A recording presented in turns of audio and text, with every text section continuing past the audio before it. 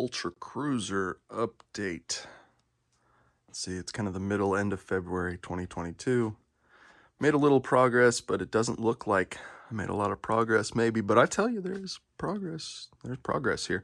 So I was struggling to get the holes aligned on this side and on this side. I just couldn't quite get it in the hole. And what I had to do was take the side rails off. So Matt at Hummel was kind enough to suggest taking the side rails off, basically take everything off except for this skin when trying to fit this skin onto the aft assembly, and then build up from that. And I think that's a good technique, even though we got there's a little damage, but you know, we'll work with it. So what I had to do to get to this point, which doesn't look like there's progress, but I tell you there is, was to take the side rails off and then work the calicos to align the hole in this skin to the hole in this skin and the hole in this bulkhead.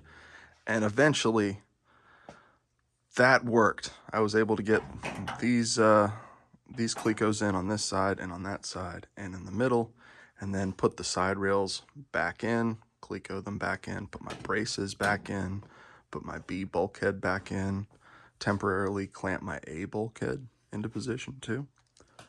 And now I can really tweak this thing into position, and I can drill and deburr and make some ultra cruising progress. So this digital angle gauge, this is given pretty much the same angle as off of the supports for the rudder in the back, off of the vertical stabilizer spar. And initially that wasn't true when I put these side rails in. Until I clamped them, they weren't really horizontal to each other. So these wooden braces help kind of create the same plane across the top of the rails. And I got this angle better by setting the level across the side rails, put the angle gauge in the middle, and then just push and pull up and down, forward and aft from back here. Right, so I just grab these rails and move them as need be while watching this gauge. And yeah, I think it's pretty much ready to drill. I've got it in a much better spot and orientation.